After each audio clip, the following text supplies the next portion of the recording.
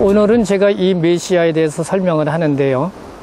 주님이 왜 이 나무 십자가에 정말 이렇게 돌아가실 수밖에 없는가? 우리는 언뜻 말하면 그가 우리 인간의 죄를 대신하여 십자가에 못을 박았다고 말씀하지요. 그 실은 그렇지는 않아요. 예수님이 이 땅에 오셨을 때에는 유대 지방이 아주 항폐할 정도로 로마의 식민지 시대 살았기 때문에 우리가 일본 사람에게 통치받았을 때 그 압박을 받은 것처럼 힘이 없고 가난하고 무능한 그 백성들 가운데 예수님이 오신 거예요. 그럼 예수님이 하나님의 아들이신데도 불구하고 행복하게 살았느냐? 사실 그것도 아니에요. 2살 되던 아래에 순환을 겪잖아요. 자기로 인하여. 그래서 예수님이 이 순환을 받게 되었을 때에는 이스라엘을 사실상은 그 정신적으로 돌아봐 주신 거거든요. 근데 이스라엘 백성들은 한마디로 뭐냐면 이 메시아가 자기네들이 생각했던 그 메시아가 아니거든요. 그럼 어떤 메시아요? 예수님이 오시겠다고 하는 것은 로마의 그 속박에서 벗어나고자 함이고, 또 하나는 왕국을 이루기 위해서 아주 무너지지 않은 그런 다윗성과 같은 그 견고한 그런 왕으로 만들려고 한 것이 메시아였었어요. 도래가요. 근데 이 메시아는 그런 메시아로 오신 것이 아니라 유대 백성들을 그 죄에서 구원하려면 자기가 피를 뿌려서 죽어서 그 목숨을 통해서 구원을 전해줘야 되는데, 사실상 유대 백성들이 그것을 받아들이기가 쉽지 않거든요. 근데 어느 날 예수님이 이 십자가에 못 박혔다고 하는 이 사건의 이 유래 얘기를 하려면 약 1시간의 말이 필요한 거예요. 근데 제가 운명을 설명하기 그 배경이 왜 나무 십자가에 그때 당시만 해도 엄청나게 많은 그 로마의 죄인들이 그렇게 죽어갔는데요.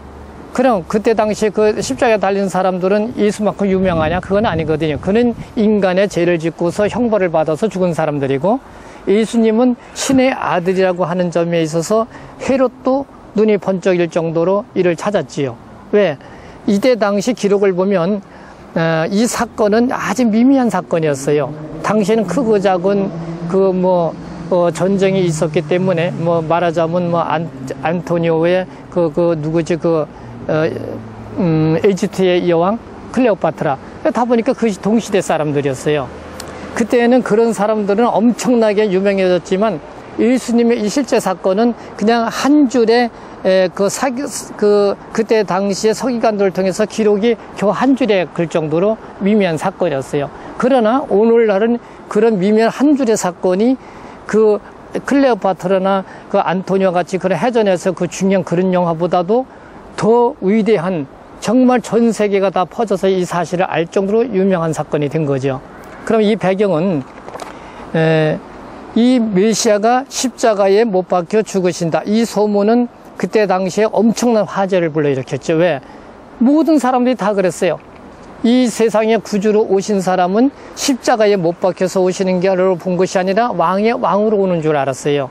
그래서 왕으로 섬기려고 그랬죠. 그때 예수님은 제자들에게 무슨 말을 하냐면, 착각하지 말아라. 나는 이 땅에 태어난 것은 너희들뿐만 아니라 많은 사람들의 대속물을 주기 위해서 내가의 십자가에 못을 받고 달려서 피를 흘리지 않으면 너희들이 구속력을 받을 수가 없다. 이걸 얘기해 준 거거든요. 근데 제자들은 그 말을 안 믿었어요. 어느 정도? 예수님이 십자가에 못 박혀서 돌아가서 죽는 그 다음 순간까지도 제자들은 잘 몰랐어요.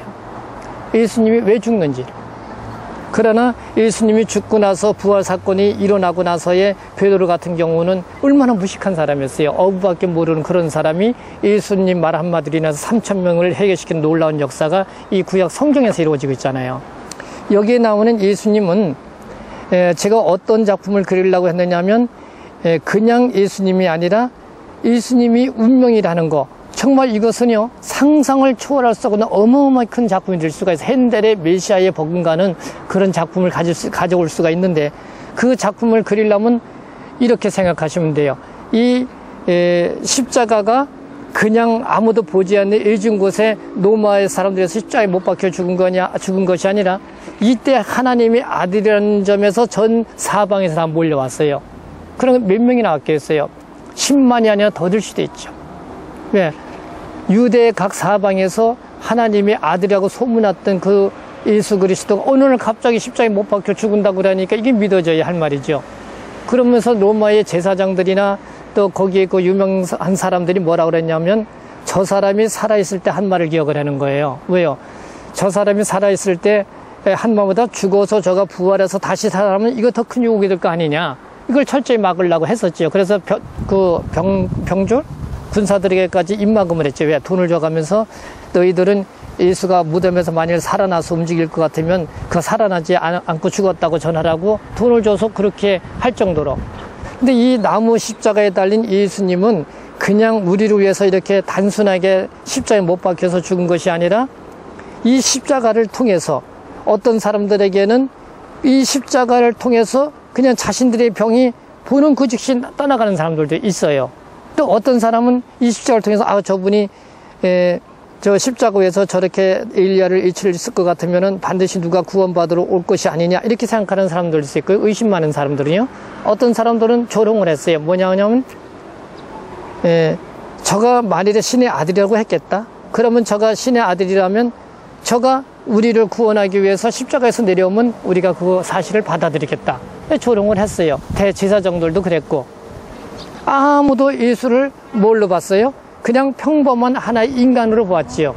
근데 거기에 그 모인 사람들 가운데에는 누가 있었냐면 세 마리아들이 있었는데 막달라 마리아, 마르다, 또 마르다의 어머니 마리아, 또 마리아.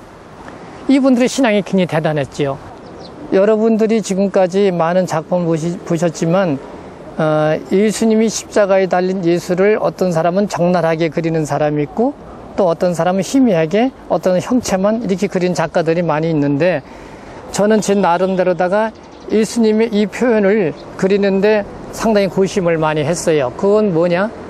어떻게 이 감정을 표현을 해야 되겠는데 모델은 없고 준비된 모델은 없고 여기 나온 이 작품은 그런 대로 습작을 통해서 또 움직여지고 또 내 나름대로의 생각을 해가지고 어두운 측면과 밝은 측면, 예수님의 측면을 보면은 이 빛이 반사되는 것을 볼 수가 있을 거예요.